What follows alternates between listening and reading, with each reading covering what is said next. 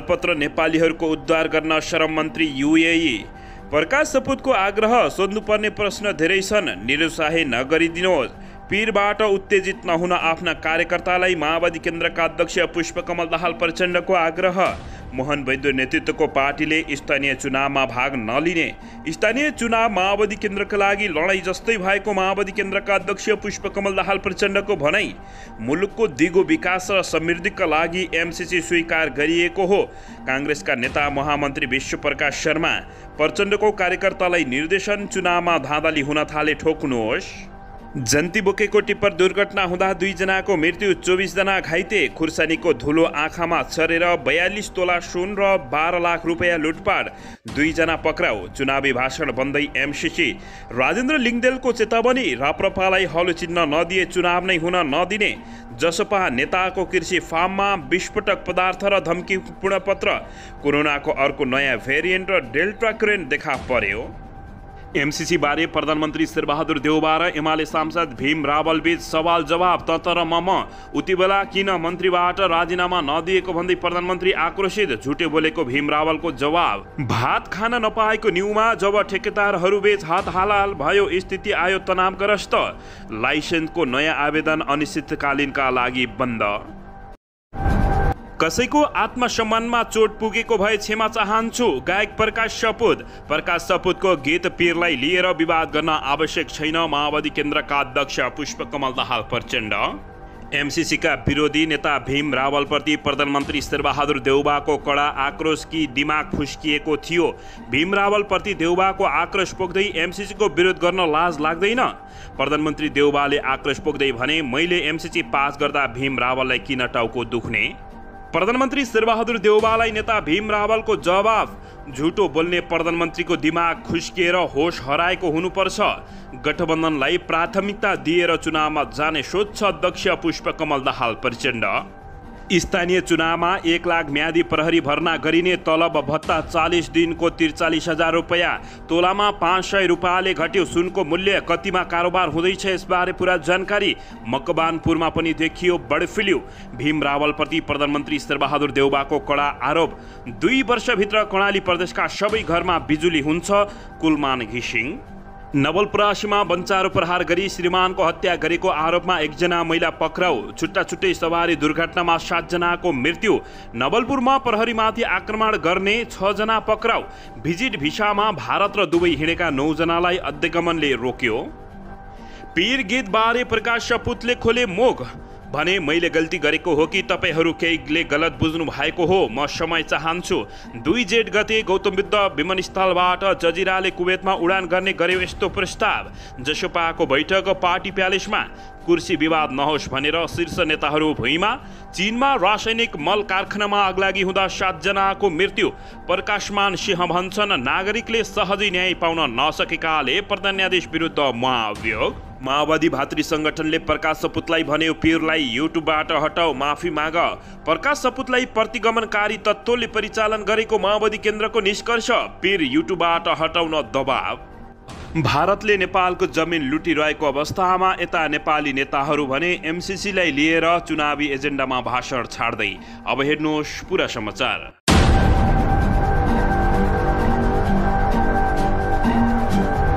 दर्शक महानुभावहरू नमस्कार। नेपाली न्युज टिभीको न्युज बुलेटिन खबरमा यहाँहरूलाई हार्दिक स्वागत छ। सदाझै आज पनि तपाईहरू माझ देश तथा विदेशका महत्त्वपूर्ण समाचार अपडेटका साथ उपस्थित भइसकेका छौँ। हामीलाई तपाईहरूले कहाँदेखि हेर्दै हुनुहुन्छ? नेपाल भए नेपालको जिल्ला र ठाउँको नाम लेख्नुहोला। यदि विदेशमा हुनुहुन्छ भने आफू रहेको देशको नाम लेख्न नभुल्नुहोला। र हाम्रो च्यानल नेपाली न्युज टिभीलाई अहिलेसम्म पनि सब्स्क्राइब गर्नु भएको छैन भने सब्स्क्राइब गर्नुहोला, साथै सँगै रहेको बेल आइकनलाई दबाउन पनि नभुल्नुहोला। दर्शकबिन आउनुहोस् आजको मुख्य समाचारहरूबाट सुरु गरौँ। दर्शकबिन एमसीसी बारे प्रधानमन्त्री शेरबहादुर देउबा र एमाले सांसद भीम रावल बीच सवाल जवाफ र चर्काचर्की भएको छ। उति बेला किन मन्त्री पदबाट राजीनामा नदिएको भन्दै प्रधानमन्त्री शेरबहादुर देउबा आक्रोशित बनेका छन्। झुटो बोलेको भन्दै भीम रावलले जवाफ फर्काउँदै देउबा र रावल बीच सवाल जवाफ भएको छ।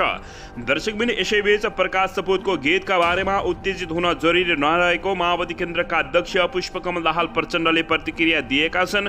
पीर राजनीतिक पूर्वाग्रह नियमबाट अभिप्रेरित नभएको शपथको स्पष्टीकरण रहेको छ भने कसैलाई असर परे आत्मआलोचना गर्ने उल्लेख गर्दै प्रकाश शपथको गीतमा प्रचण्डले प्रतिक्रिया दिएका छन्।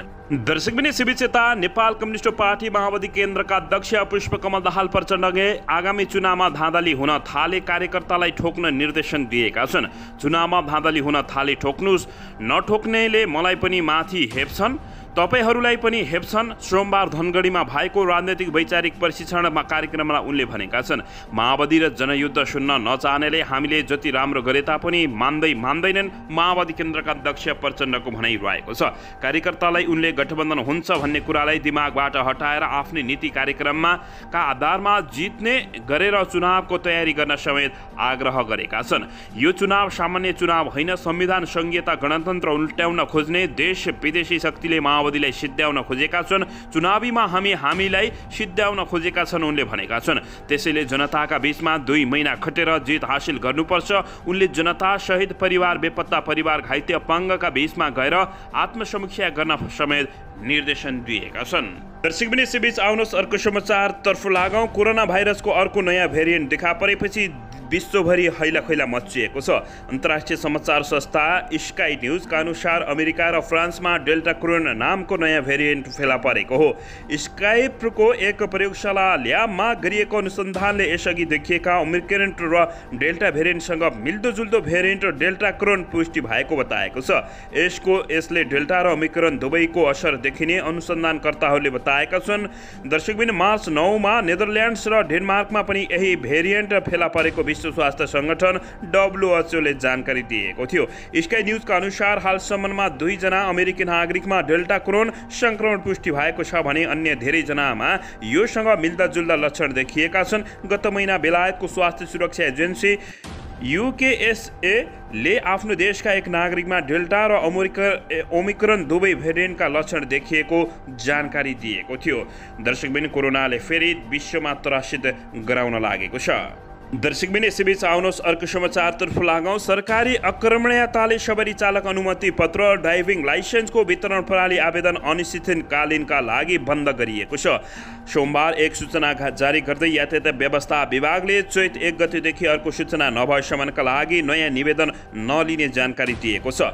विभागका प्रवक्ता लोकनाथ भुषालले हालसम्म निवेदनको परीक्षा यथाशक्य छिटो टुङ्ग्याउनु पर्ने भएकाले यस्तो कदम चालिएको जानकारी दिएका छन्। अहिले विभाग र विभिन्न प्रदेश अन्तर्गत रहेका लाइसेन्स कार्यालयहरूले समयमै सही तरिकाले परीक्षा गर्न नसक्दा सवारी लाइसेन्सको आवेदन, लिखित परीक्षा, प्रयोगात्मक परीक्षा, ट्रायल र लाइसेन्स छपाई र वितरणका सबै काम सरकारको बसभन्दा बाहिर पुगेको जानकारी प्राप्त भएको छ। दर्शकबिन सोही कारणले लाइसेन्सको नयाँ आवेदन अनिश्चितकालका लागि बन्द गरिएको बताइएको छ। दर्शकबिन यसैबीच यता जनता समाजवादी पार्टी जसपाको केन्द्रीय सदस्य हरि रिजालको कृषि फार्ममा बम विस्फोट पदार्थ राखिएको पाइएको छ। जसपाका संघीय परिषद अध्यक्ष डाक्टर बाबुराम भट्टराईले एक ट्विट गर्दै यसबारे जानकारी दिएका हुन्। डाक्टर भट्टराईका अनुसार रिजालको दाङ स्थित कृषि फार्ममा धम्कीपूर्ण पत्र पनि आएको थियो। उनले सो घटना निन्दनीय भएको बताएका छन्। MCC वा कुनै बहानामा यस्ता आपराधिक काम गर्नेमाथि राज्यले तुरुन्तै कारबाही गर्नुपर्ने समेत उनले जानकारी दिएका छन्। दर्शकबिन यसैबीच यता नेता राजेन्द्र लिङदेलले चेतावनी दिँदै राप्रपाले हलो चिन्ह नदिए चुनाव हुन नदिने चेतावनी दिएका छन्। राष्ट्रिय प्रजातन्त्र पार्टीका अध्यक्ष राजेन्द्र लिङदेलले आफ्नो पार्टीलाई चुनाव चिन्ह हलो नदिए सडकमा जानुको विकल्प नरहेको चेतावनी दिएका छन्। बर्दियामा सोमबार आयोजित आमसभालाई सम्बोधन गर्दै अध्यक्ष लिङदेलले चुनाव चिन्ह हलो नदिएमा सडकबाट विकल्प खोज्ने समेत चेतावनी दिएका हुन्। दर्शकबिन यसैबीच यता श्रम तथा रोजगार तथा सामाजिक सुरक्षा मन्त्री कृष्ण कुमार श्रेष्ठको टोली हिजो UAE सेल्स र कतारको भ्रमणमा निस्किएको छ। नेपाल UAE संयुक्त समितिको बैठकका साथै रोजगारीका लागि पर्यटन भिसा संयुक्त अरब इमिरेट पुगी अल्पत्र परेका नेपालीहरूको समस्या समाधानका लागि टोली UAE जान लागेको हो। टोली 9 दिने भ्रमणमा हिजो 3 बजे दिउँसो त्यसतर्फ लागेको छ। भ्रमण टोलीमा मन्त्रालयका सचिव एकनारायण अर्याल, महासचिव राजीव पोखरेल, उपसचिव डाक्टर थानेश्वर भूषाल, परराष्ट्र मन्त्रालयका सचिव प्रकाश अधिकारी र केन्द्रीय अनुसन्धान ब्युरोका प्रहरी नायब उपरीक्षक रोशन खड्का रहेका छन्। भ्रमणका क्रममा मन्त्री सुरेशले संयुक्त अरब इमिरेट्समा आफ्ना समकक्षीसँग आन्तरिक त्यहाँका उच्च पदस्थ अधिकारी र नेपाली श्रमिकहरूसँग पनि छलफल गर्ने कार्यक्रम रहेको जानकारी दिएको छ भने भिजिट मन्त्री सुरेशले भोलि आज भिजिट भिसा र सोमबार सर्जित समस्या समाधानका उपायहरूबारे युएका मानव संस्थासँग र मन्त्री अब्दुल डाक्टर रहमत अल अबरीसँग छलफल गर्ने जानकारी दिएका छन्। नेता प्रधानमन्त्री शेरबहादुर देउवाले नेता भीमबहादुर रावललाई एमसीसीको विरोध गरेको भन्दै पागल भन्नुभएको छ। यससँग सम्बन्धित जानकारी दिन चाहे।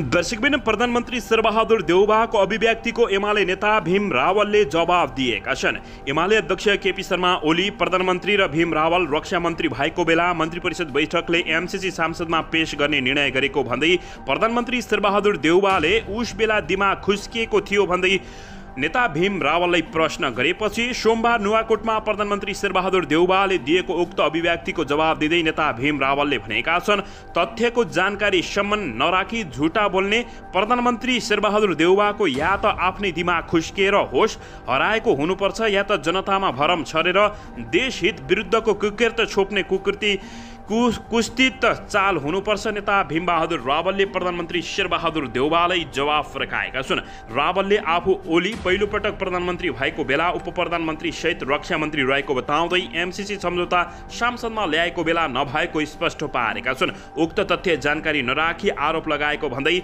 दिमाग खुस्केर होस हराएको टिप्पणी समेत गरेका छन्। उनले देउवाले भनेको किन रावललाई मात्र टाउको दुखेको हो समेत जवाफ दिएका छन्। उनको भनाइरहेको छ, प्रधानमन्त्री शेरबहादुर देउवाले किन भीम रावललाई मात्र टाउको दुख्छ भन्ने प्रश्न गर्नुभएको रहेछ।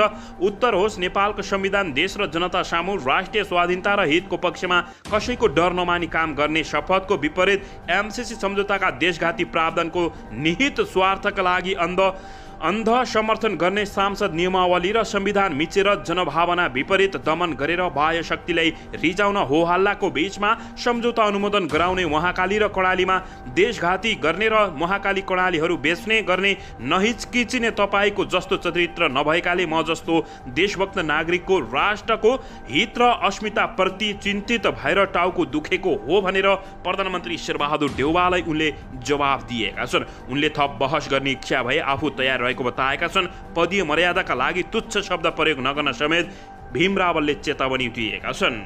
यसैबीच आउनुहोस् अर्को समाचारतर्फ लागौँ। 2 वर्षभित्र कर्णाली प्रदेशका सबैको घर घरमा बिजुली पुग्ने कुलमान घिसिङले अभिव्यक्ति दिएका छन्। नेपाल विद्युत प्राधिकरणले आगामी 2 वर्षभित्र कर्णाली प्रदेशका 10वटा जिल्लाका बासिन्दाको घर घरमा विद्युत पुर्याउने भएको बताइएको छ। प्राधिकरणले कर्णालीवासीहरूको हरेक घरमा 2 वर्षभित्रमा विद्युतको पहुँच पुर्याउने लक्ष्यका साथ विद्युतीकरणलाई अगाडि बढाएको कुलमान घिसिङले जानकारी दिएका छन्। कर्णाली उत्सव अन्तर्गत सुर्खेतमा शनिबार आयोजित कार्यक्रममा प्राधिकरणका कार्यकारी निर्देशक कुलमान घिसिङले भौगोलिक कठिनाई तथा विकटताले गर्दा कर्णाली प्रदेशका जिल्लाहरूमा विद्युतीकरणमा केही ढिलाइ भए तापनि अब 2 वर्षभित्रमा सबैको घरधुरीमा विद्युत पुर्याउने काम गरिरहेको उनले जानकारी दिएका छन्। दर्शकबिन आउनुहोस् अर्को समाचारतर्फ लागौँ। 2 जेठदेखि गौतम बुद्ध विमानस्थलबाट जजिराले कुवेतमा दैनिक उडान गर्ने भएको छ। नेपालको दोस्रो अन्तर्राष्ट्रिय विमानस्थल गौतम बुद्ध अन्तर्राष्ट्रिय विमानस्थलबाट 2 जेठदेखि दैनिक उडान हुने भएको छ। नेपाल नागरिक उड्डयन प्राधिकरणका उप महानिर्देशक देवचन्द्र लगायत कर्णारका अनुसार कुवेतको जजिरा एयरवेजले साताको 7 उडान गर्ने गरी प्राधिकरणमा निवेदन दिएको छ।